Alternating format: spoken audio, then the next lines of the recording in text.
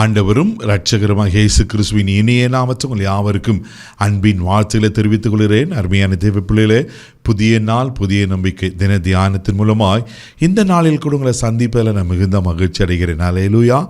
இன்றைக்கு கூட கர்த்தர் நமக்கு கொடுக்கிற வார்த்தை என்ன? நீதிமொழிகளின் புஸ்தகம் 23ஆம் அதிகாரம் 18வது வசனத்தை கூட நான் வாசிக்க கேட்போம். நிச்சயமாகவே முடிவு உண்டு, உன் நம்பிக்கை வீண் போகாது. ஆமென். நிச்சயமாகவே முடிவு உண்டு, உன் நம்பிக்கை வீண் போகாது.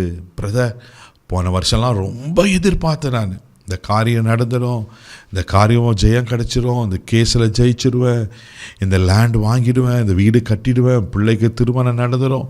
ஒரு என்னென்ன காரியத்திலலாம் கடந்த ஆண்டுகளில் நீங்கள் அந்த முடிவு வரும்னு எதிர்பார்த்து ஒரு ஃபெயிலியராக இருக்கலாம், கிடைக்காம இருந்திருக்கலாம், சோர்ந்து போயிருக்கீங்களா? இன்றைக்கி ஆண்டவர் என்ன சொல்கிறாருனாக்கா, நிச்சயமாகவே முடிவு உண்டு. அல்லேலூயா. அவர் முடிவெடுத்தால் அது யாராலும் மாற்ற முடியாது. உங்களை ஆசீர்வதிக்கணும்னு ஆண்டவர் சொல்லிட்டார்னா நிச்சயமாக ஆண்டவர் ஆசீர்வதிப்பார். இந்த வருஷம் நம்முடைய ஊழியத்துக்கு ஆண்டவரை தான் வாக்கு பண்ணிக்கிறார், நீ ஆசீர்வாதமாக இருப்பா. இதை கேட்டுக்கொண்டிருக்க அன்பு தெய்வ பிள்ளைங்களே, இந்த ஊழியத்தில் நீங்களும் ஒரு பங்காக இருக்கிறீங்க. ஆண்டவர் நிச்சயமாக எங்களை ஆசீர்வதிக்க உண்மையில் இருக்கிறார். நிச்சய முடிவு உண்டு, உன் நம்பிக்கை வீண் போகாது. ஆண்டவர் மேலே இருக்கிற நம்பிக்கை விட்டுறாதீங்க. ஆண்டவரை சார்ந்து கொள்ளுங்க, ஆண்டவரை முழுமையாக நம்புங்க. ஒருவேளை கால தாமதங்கள் ஆகியிருக்கலாம், ஆனால் ஆண்டவர் அதினதின் காலத்தில் நேர்த்தியாய் செய்கிற கர்த்தராக இருக்கிறார். பாருங்க, லாசரு மரணத்துக்கு போராடி கொண்டிருக்கிறான், சிக்கா இருக்கிறான்னு இயேசுக்கு சொல்லி அனுப்பப்படுகிறது. ஆனால் ஆண்டவர் கால தாமதமாக தான் வர்றார். லாசரு மரித்து போகிறார், மரித்து அடக்கம் பண்ணப்பட்டு 4 நாட்கள் பொறுத்து தான் இயேசு வராரு. ஆனால் அவருக்கு தெரியும் அங்கே அவர் நாமம் மகிமைப்பட போகிறது. ஹல்லேலூயா. கால தாமதமாக வந்தாலும் கல்லறைக்குள்ளிருந்த மனுஷனை லாசருவே வெளியே வா என்று உயிர்ப்பிப்பார். ஆனால் உங்கள் வாழ்க்கையிலும் ஏதோ மரித்து போனதாக இருந்தாலும் ஆண்டவர் மேலே இருக்க நம்பிக்கையை, கர்த்தர் கொடுத்த வாக்கு தத்தங்களோட நம்புவதை விட்டுறாதீங்க. உங்கள் நம்பிக்கை அவர் மேலே இருக்கட்டும். ஹல்லேலூயா. எப்படிங்க சொல்லப்பட்டிருக்கோம், நிச்சய முடிவு உண்டு. தேவ பிள்ளை, நீ எதிர்பார்க்குற முடிவை நீங்கள் பார்ப்பீங்க, சோர்ந்து போகாதீங்க. சங்கீதத்தின் புஸ்தகம் 22ஆம் சங்கீதம் 4வது வசனம் கூட வாசிப்பீங்கன்னா சங்கீதக்காரன் இப்படியா சொல்லுகிறார், வாசிக்க கேட்போம். எங்கள் பிதாக்கள் உம்மிடத்தில் நம்பிக்கை வைத்தார்கள், நம்பின அவர்களை நீர் விடுவித்தி. எங்கள் பிதாக்கள் உங்கள் மேலே நம்பிக்கை வச்சாங்க, நம்பின அவர்களை விடுவித்து.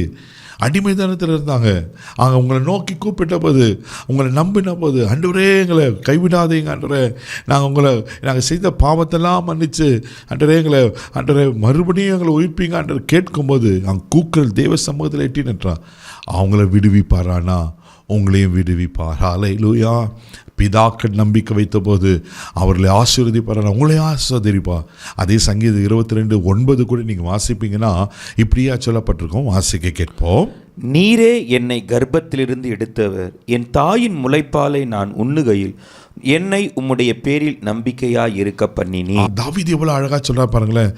நீரே என்னை கர்ப்பத்திலிருந்து எடுத்தவர், கருவை உருவாக்குன நீங்கள் தான் ஆண்டவரே, அது 10 மாதங்கள் வளர செஞ்சது நீங்கள் தான் ஆண்டவரே, என்னை கற்பத்திலிருந்து பிரசவத்தை பண்ணிக்கிறவர் நீங்கள் தான் ஆண்டவரே சொல்லிட்டு, என் தாயின் முளைப்பாலை நான் உண்ணுகையில் என்னை உம்முடைய பேரில் நம்பிக்கையாக இருக்க பண்ணீர். அல்லேலூயா.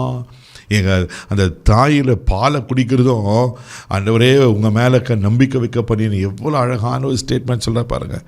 தேவப்பிள்ளையில் நீங்களும் நான் அவரை தான் நம்பியிருக்கிறோம்.